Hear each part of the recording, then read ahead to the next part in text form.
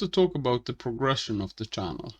I will try to say a little bit about this each time for each of the long couch philosophy videos. In December last year I started a gamer channel to train on how to speak, how to edit, and to figure out other technical stuff that is necessary. Let's have a look at that channel. Brain 9 in a tank. As you can see, I have quite a few videos there, not very many. So let's look at how many views I have. The most popular video on that channel has 248 views, 113, 72, 71, 49, 43 and so on.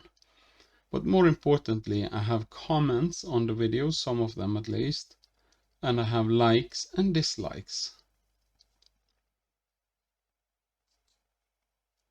That channel is now on hold because of the war in Ukraine. It's not because it's a warlike game, but because Wargaming, which owns World of Tanks, is, or at least used to be, a Belarusian company. So I have one channel called Brain 9 in a Tank where I play World of Tanks, and one called Brain 9 in a Vat where I talk about worldview. When I thought about starting this channel, I had three motivators.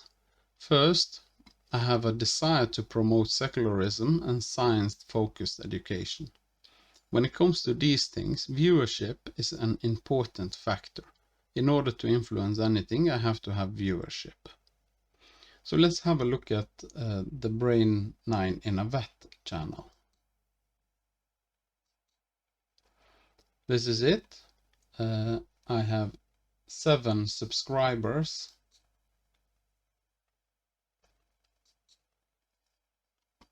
I have 50 views on perception, what seems to be going on, 40 intuition as it relates to knowledge, secular humanist ethics is 40, and the first information channel video has 40 views, 34 and so on. I don't think of this as little. I think of it as having a presentation or a lecture for like 50 people. That's quite okay actually. So I'm not unhappy about the number of people watching the videos. I was prepared for it to take time to build a viewer base. I didn't have any hopes for the viewership to explode right away. YouTube also has an algorithm, and this is important. The algorithm of YouTube is affected by account activity. So I had hoped that more people would comment on my videos. As I understand it, this greatly influences how much YouTube will promote the video further. So if you're watching this and you want me to promote secularism, humanism, atheism and so on, you should like and even subscribe. But most importantly, you should comment on the videos. I will not bite your head off if you disagree with anything or everything I say. I am very humble to the fact that we are all different. I'm aware that there are very few who take the time to like or dislike videos on YouTube. Even large popular channels have a relatively small like to view ratio. But every like or dislike click influences the algorithm. But there is really just so much I can do to promote the channel, and here I just have to trust you guys. There are also other reasons why I've made the channel. I have dyslexia, and I'm also interested in almost all science and philosophical topics. Videos is for me a very useful tool for learning things.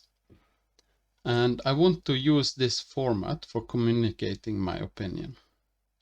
It would be out of the question for me to write a blog, for example, although it takes time to make videos and it involves a lot of extra work to convey the same opinions as if you write a blog.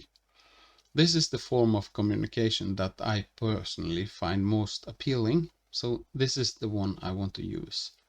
The last motivator I want to mention for now is that I've always been a thinking person. When I read or watch anything, I also think about it and mean things about the subject. I have opinions about things that many people think of as mere information. So it's not enough for me to know what Descartes, Plato, or Nietzsche said about a philosophical concept. I think it's also necessary to make the concept one's own, and to do that one have to have opinions about it. Even if you simply agree or disagree, you have to internalize it in order to have a personal relationship to it. And for me, these things mean meaningful things in reality.